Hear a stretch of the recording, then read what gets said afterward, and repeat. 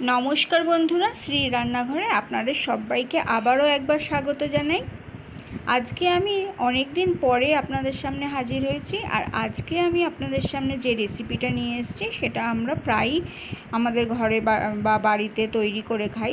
আজকে আমি রান্না করব ট্যাংরা মাছের তেল ঝাল। তাহলে আসুন দেখে নিই ট্যাংরা মাছের তেল ঝাল বানানোর জন্য আমরা কি কি উপকরণ লাগবে। আমি প্রথমে ট্যাংরা মাছগুলোকে নুন হলুদ দিয়ে আর একটু, যেহেতু ট্যাংরা মাছ ফোটে তাই জন্য একটু সর্ষের তেল দিয়ে নিয়ে ভালো করে ম্যারিনেট করে নিচ্ছি।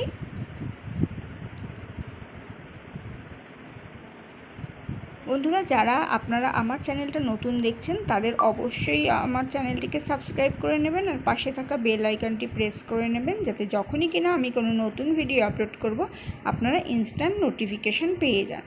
এরপর আমি একটা মিক্সিং জারে কিছুটা টমেটো নিয়ে নিলাম একটা বড় সাইজের পেঁয়াজ,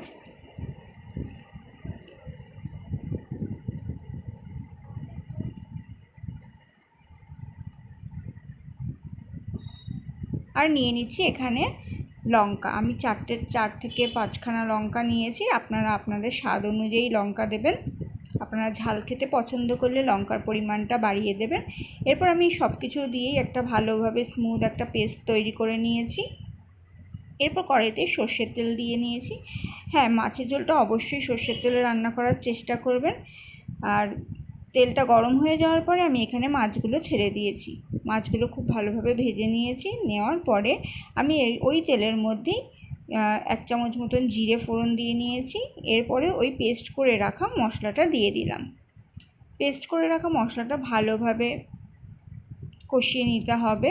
আর এই সময় কিন্তু গ্যাসের ফ্লেমটাকে একদমই মিডিয়াম থেকে স্লো রাখতে হবে।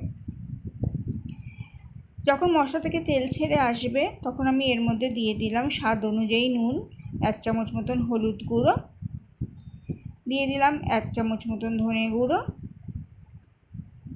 আর দিয়ে দিলাম 1 চামচ মতন জিরে গুঁড়ো। আর রঙের জন্য দিয়ে দিলাম এখানে কাশ্মীরি লঙ্কার গুঁড়ো দিয়ে ভালোভাবে মিক্সিং করতে হবে। এই সময় প্রয়োজন হলে আপনারা একটু জলও দিতে পারেন, এর মধ্যে মশলা ধোয়া জলটা অ্যাড করতে পারেন, এটা অপশনাল। আর এরপরে ভালোভাবে মশলাগুলোকে কষিয়ে নিতে হবে। মশলা থেকে যখন তেল ছেড়ে আসবে তখন আমি এর মধ্যে আগে থেকে ভেজে রাখা মাছগুলোকে দিয়ে দিলাম। মাছগুলো দিয়ে ভালো করে এপাশ ওপাশ নাড়িয়ে নিতে হবে। খুব বেশি নাড়াবেন না, তাহলে মাছগুলো ভেঙে যাওয়ার সম্ভাবনা থাকবে। এরপরে কিছুক্ষণ ফুটে উঠলেই আমাদের রেডি ট্যাংরা মাছের তেল ঝাল। তাহলে রেসিপিটা আপনাদের কেমন লাগলো আমাকে অবশ্যই কমেন্ট করে জানাবেন। ভালো লাগলে অবশ্যই একটি লাইক করবেন, শেয়ার করবেন বন্ধুদের সাথে, আর আমার চ্যানেলটিকে সাবস্ক্রাইব করতে ভুলবেন না। তাহলে দেখা হবে আমার পরবর্তী কোনো রান্নার ভিডিও নিয়ে। ততক্ষণের জন্য চোখ রাখুন শ্রী রান্নাঘর চ্যানেলটিতে।